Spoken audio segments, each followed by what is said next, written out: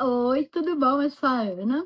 Hoje a gente está no dia 81 de leitura e eu vou ler 1 Samuel 4, 5 e 6. Está batendo um sol tão gostosinho ali, ó. E dá um soninho, né? Mas não pode, tem que ler a Bíblia. É uma decisão. Tem que ler quando tá com vontade, quando não tá.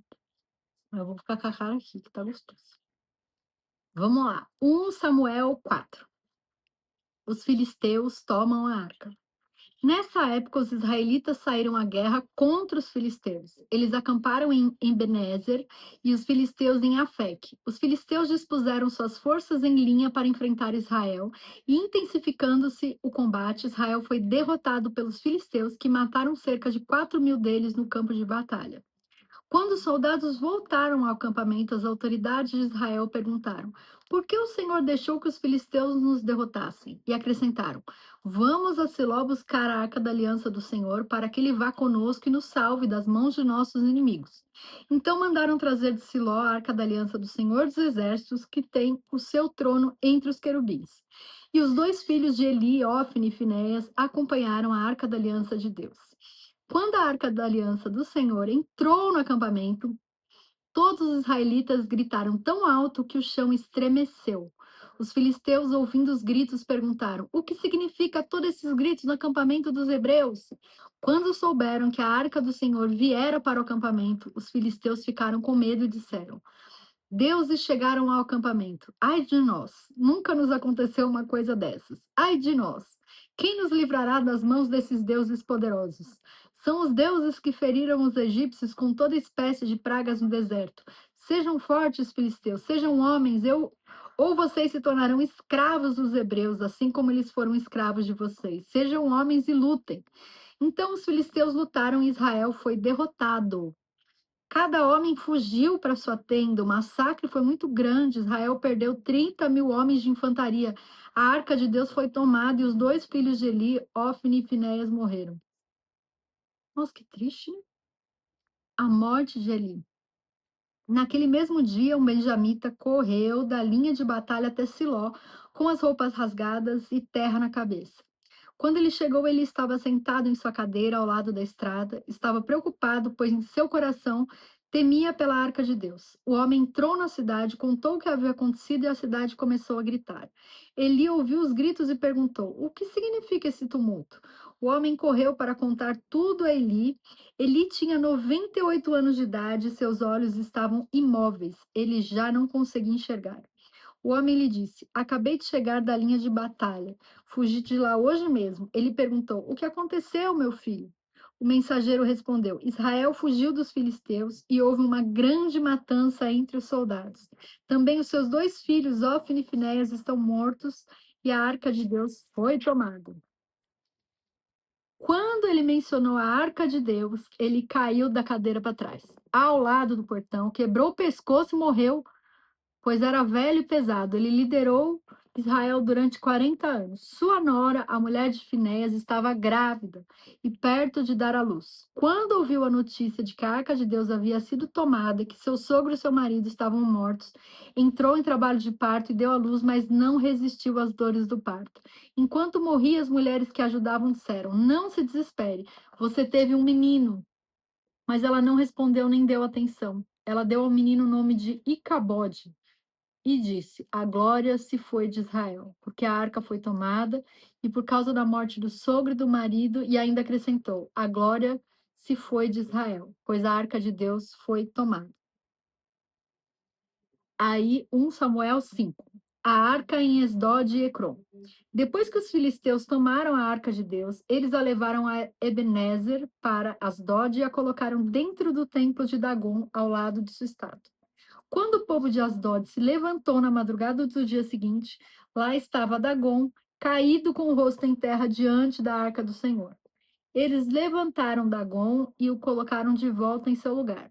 Mas na manhã seguinte, quando se levantaram de madrugada, lá estava Dagon caído com o rosto em terra diante da arca do Senhor. Sua cabeça e mãos tinham sido quebradas e estavam sobre a soleira. Só o seu corpo ficou no lugar. Por isso, até hoje, os sacerdotes de Dagon e todos os que entram em seu templo em Asdod não pisam na soleira. Depois disso, a mão do Senhor pesou sobre o povo de Asdod e dos arredores, trazendo a devastação sobre eles e afligindo-os com tumores. Quando os homens de Asdod viram o que estava acontecendo, disseram: A arca do Deus de Israel não deve ficar aqui conosco, pois a mão dele pesa sobre nós e sobre nosso Deus Dagom. Então reuniram todos os governantes dos filisteus e lhes perguntaram: O que faremos com a arca do Deus de Israel? E eles responderam: Levem a arca do Deus de Israel para Gate. E então levaram a arca do Deus de Israel. Mas quando a arca chegou, a mão do Senhor castigou aquela cidade e lhe trouxe grande pânico. Ele afligiu o povo da cidade, jovens e velhos, com uma epidemia de tumores. Então enviaram a arca de Deus para Ecrom. Quando a arca de Deus estava entrando na cidade de Ecrom, o povo começou a gritar: Eles trouxeram a arca do Deus de Israel para cá a fim de matar a nós e ao nosso povo. Então reuniram todos os governantes dos filisteus e disseram: Levem embora a arca do Deus de Israel, que ela volte ao seu lugar. Caso contrário, ela matará nós e nosso povo, pois havia pânico mortal em toda a cidade. A mão de Deus pesava muito sobre ela.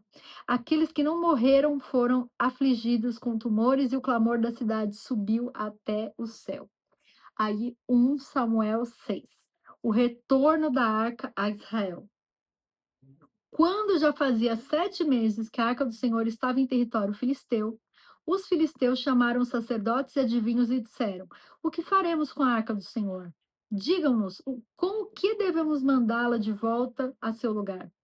Eles responderam: Se vocês devolverem a arca do Deus de Israel, não mandem de volta só a arca, mas enviem também uma oferta pela culpa. Então vocês serão curados e saberão por que a sua mão não tem se afastado de vocês. Os filisteus perguntaram: Que oferta pela culpa devemos enviar-lhe?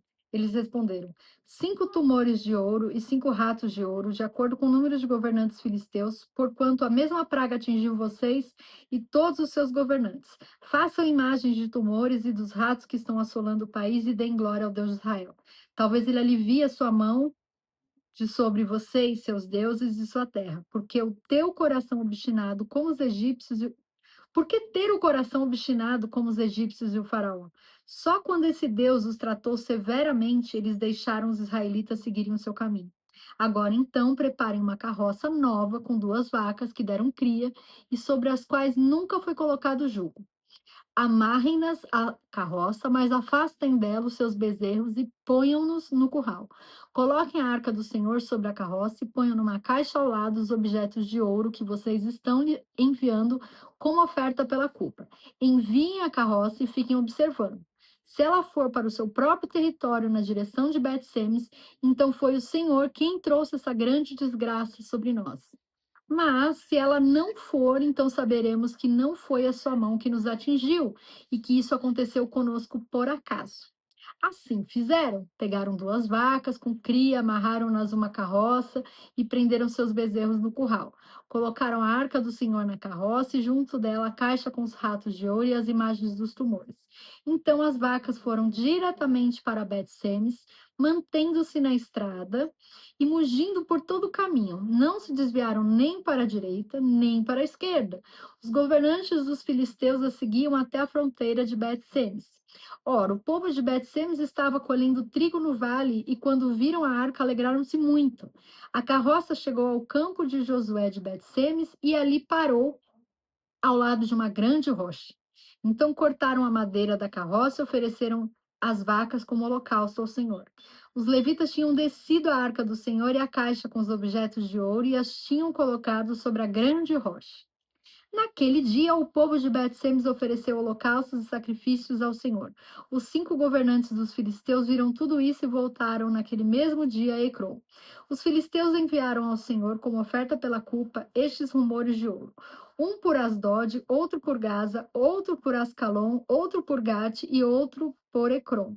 O número dos ratos de ouro foi conforme o número das cidades filisteias que pertenciam aos 5 governantes, tanto as cidades fortificadas como os povoados do campo. A grande rocha sobre a qual puseram a arca do Senhor é até hoje uma testemunha no campo de Josué de Bet-Semes. O Senhor, contudo, feriu alguns dos homens de Bet-Semes, matando 70 deles, por terem olhado para dentro da arca do Senhor. Olhado. O povo chorou por causa da grande matança que o Senhor fizera, e os homens de Bet-Semes perguntaram: Quem pode permanecer na presença do Senhor, esse Deus santo? A quem enviaremos a arca para que ele se afaste de nós? Então enviaram mensageiros ao povo de Kiriat-Jearim, dizendo: Os filisteus devolveram a arca do Senhor. Venham e levem-na para vocês. E terminou mais um vídeo. Deixe um comentário para eu ler, para eu te responder. Envia a palavra para quem você acha que é importante. Se inscreve no canal e fica com Deus. Um beijo e até o próximo vídeo.